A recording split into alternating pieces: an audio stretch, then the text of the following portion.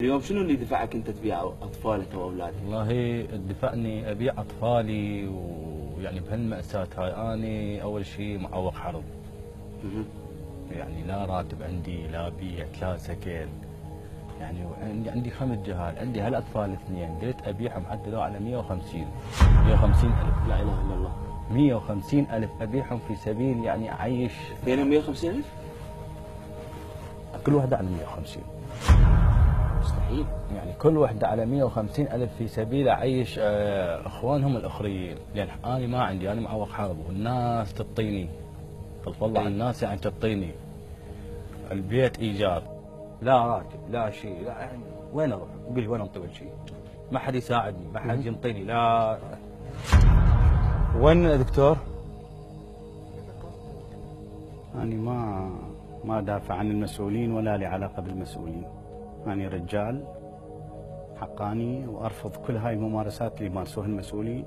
سرقوا أموالهم، أخذوا أموالهم، طلعوها برا وما زالوا يمارسون السرقة. أنا لن أدافع عن هؤلاء الناس.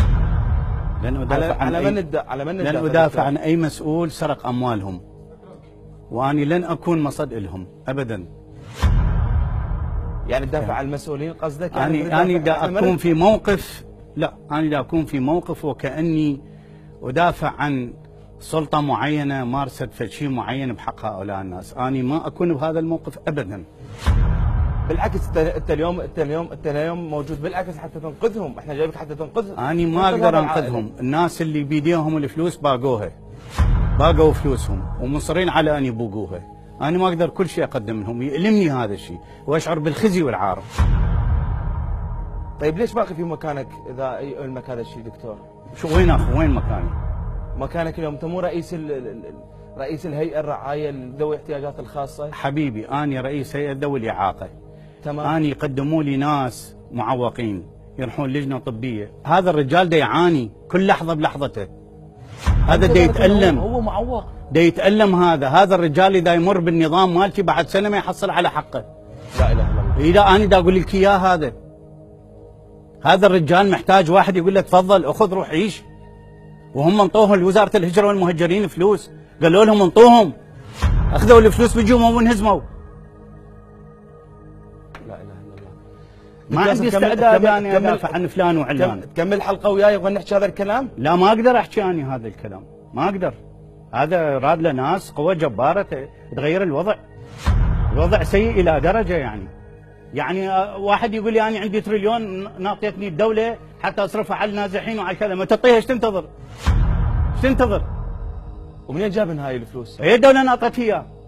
يريد يعينوهم؟ يريد يذبحهم على مسطرة، هذا هيجي وذاك هيجي حتى ينطي الفلوس، انطي الفلوس ده يقول لك أنا تعبان. وما يقدرون يعينوهم؟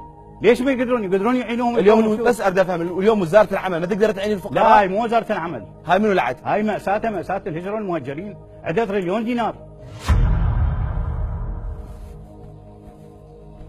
بلد دا يحترق ودا ينباق وكل واحد دا ينهش بلحمه. لا اله الا الله. لك الله يرفق لك الله يرفق لكم الله. شيل عيني هاي. لكم الله. هذا الموقف يعني مؤلم بالنسبه لي، يعني ما اقدر اتحمله يا اخي، ما اقدر اتحمل هذا الشيء. اقعد اباوع عليهم، شلون يصير هذا الشيء؟ الا تريد انت ترسب بي جلطه يلا.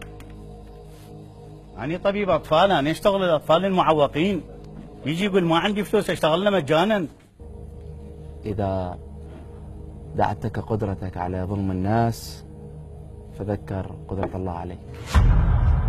بس إذا اليوم أنت بمكان المسؤولية ومسؤول وقدرتك خلتك أنه تظلم الناس، فتذكر الله سبحانه وتعالى. بس هيك لك إياها.